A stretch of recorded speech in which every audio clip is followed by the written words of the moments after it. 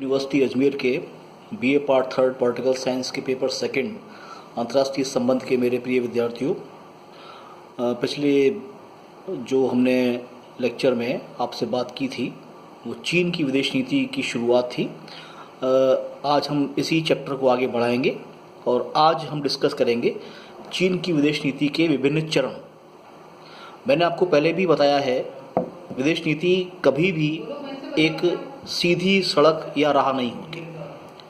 इसमें अनेक बदलाव, अनेक परिवर्तन, अनेक संशोधन, समय, परिस्थितियाँ, नेतृत्व की भूमिका, विचारधारा का अपनाया जाना या छोड़ा जाना, इनके संदर्भ में आते हैं।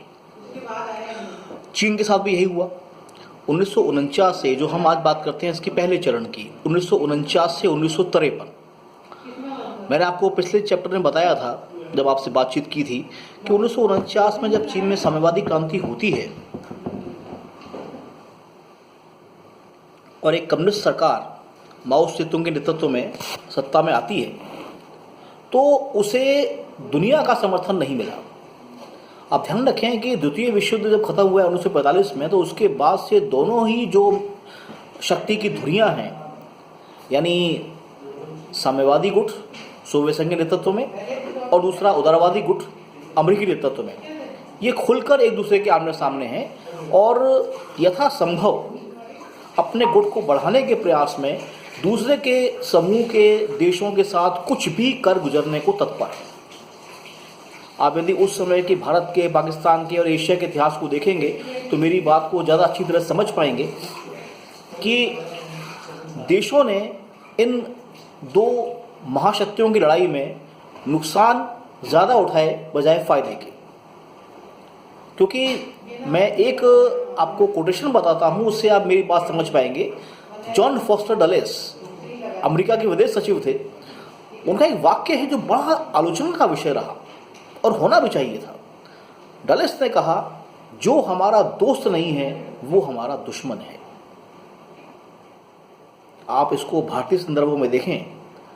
हमारा झुकाव आज़ादी की जंग के दौरान ही सोवियत संघ की तरफ रहा था और आज़ादी के बाद वो झुकाव कायम रहा, तो हम अमेरिका की फ्रेंड लिस्ट में स्थान नहीं बना पाए थे और नुकसान हमने बहुत भुगते। ऐसा ही चीन के साथ हुआ कि जब इस देश को मान्यता नहीं मिली एक लंबे अरसे तक, उस कम्युनिस्ट सरकार को जो 1949 क्रांति के बाद चीन में बनी, तो स्वाभाविक बात है उसका आक्रामक होना बनता था और वो आक्रामक थे और रहे। दुनिया में, खासतौर से एशिया में, जब उन्होंने ये आक्रामक घोषणा की कि जिस तरह से चीन में साम्यवादी क्रांति सफल हुई है और आज़ादी का संघर्ष जारी है, वैसे एशिया के बहुत से देशों में है और उन सब देशों को चीन अपनी इस शैली को अपनाने की, प्रशिक्षित करने की और मार्गदर्शन दिखाने। अब अन्य देशों ने, विशेष तौर से जो उदारवादी देश थे, उन्होंने इसको सोवियत संघ की एशिया की कार्रवाई के रूप में लिया। क्योंकि आप ध्यान रखें, चीन ने साम्यवादी क्रांति के तुरंत बाद सबसे पहले जो अपने दोस्ताना संबंध स्थापित किए हैं वो सोवियत संघ के साथ किए। स्टॉलिन वहाँ पर हैं और एशिया में अब वो विस्तृत हो रहे हैं, उन्हें वो इस पर ऐतराज भी नहीं है। लेकिन इसके बाद अगला चरण लें हम, कोरिया युद्ध होता है 1953 में, 1953 में। इस कोरिया युद्ध में चीन ने आगे बढ़कर साम्यवादी समूह की मदद की है, सोवियत संघ का साथ दिया है और वो कहीं पीछे नहीं हटे। और इसी दौरान तिब्बत का मसला भी सामने आ गया है।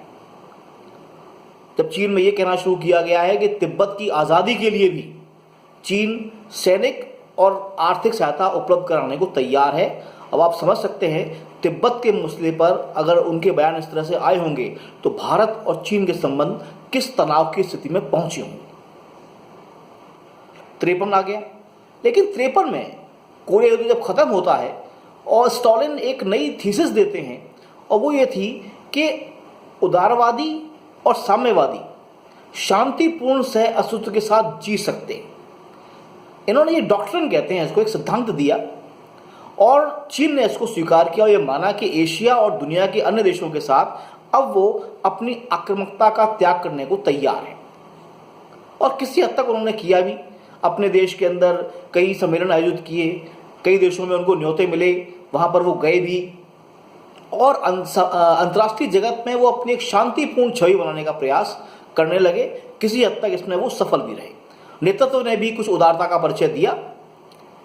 इसके बाद थोड़ा समय जब और बीतता है तो 1957 से लेकर 1969 तक चीन की विदेश नीति फिर आक्रामक होती है। आप देखिए, ये वो समय है, इस समय की अंतर्राष्ट्रीय घटनाओं को यदि आप देखें ना तो आप पाएंगे कि वो दुनिया को हिलाने वाली घटनाएं रही हैं। ऐसे ऐसे बदलाव, ऐसे ऐसे संशोधन, ऐसे ऐसे परिवर्तन इस समय आपको दिखाई देंगे। आप 1962 की बात करें, भारत चीन तनाव,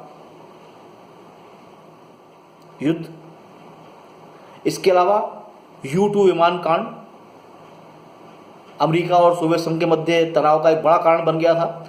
इसके अलावा क्यूबा संकट 1962, सोचिए कि जो संकट विश्व युद्ध की कगार पर ले गया हो, एटॉमिक वॉर की कगार पर ले गया हो, उसको कैनेडी और खुश्चेव दोनों ने किस तरह शांत किया, आप इसका अंदाजा लगा सकते हैं। लेकिन चीन ने अब अपने संबंध या समझिए कि अपनी व्यक्तिगत छवि बनानी शुरू की इस दौर के। अमेरिका ने सोवियत संघ और चीन, इसको मास्को बीजिंग धुरी कहते हैं, इसको तोड़ दिया था। हेनरी किसिंगर अमेरिका के विदेश सचिव थे उस जमाने में। आज भी जो डिप्लोमेसी है, जिसको आप कूटनीति या राजनय कहते हैं, उसमें उनकी जो किताब है राजनय, वो आज भी एक पवित्र ग्रंथ के रूप में पढ़ी जाती है। स्थिति ये आ गई है कि अमेरिका के राष्ट्रपति चीन जाते हैं, अमेरिका के विदेश सचिव किसिंगर बार बार यात्रा करते हैं चीन की और अपने संबंधों को सामान्य करने की कोशिश करते हैं। इस दौरान चीन अपने अस्तित्व को खड़ा कर रहा है और उसने ये पाया है कि क्रांति के लिए इस वक्त अफ्रीका पूरा तैयार है। याद रखिए, कार्ल मार्क्स ने एक क्रांति की थ्योरी दी है पूरी, कि किन किन देशों में क्रांति कैसे शुरू हो सकती है और उसके लिए क्या हालात चाहिए। बाकायदा उनकी जो, अगर आप कम्युनिस्ट मैनिफेस्टो को देखें तो उसमें उन्होंने पूरा एक शेड्यूल दिया है कि क्रांति कहाँ से शुरू होगी, कहाँ फैलेगी, कहाँ जाएगी। ऐसी थ्योरी माओ भी फॉलो कर रहे हैं, उसको बेस बनाते हुए मार्क्स की थ्योरी को, और ये मान रहे हैं कि अफ्रीका तैयार है क्रांति के लिए। तो अफ्रीका के अंदर अब वो क्रांति के प्रेरक के रूप में उभर रहे हैं और अफ्रीका के अधिकांश देश यूरोपीय। तो आप समझ सकते हैं कि इसका मतलब ये निकल रहा है कि चीन और पश्चिम का उदारवादी जो समूह है, अब वे खुलकर आमने सामने हैं। और इंपैक्ट ये आ रहा है कि अमेरिका दोस्ती बढ़ाने की कोशिश कर रहा है, लेकिन चीन भी अपना आकार और प्रभाव को विस्तृत करने के प्रयास कर रहा है। धन्यवाद।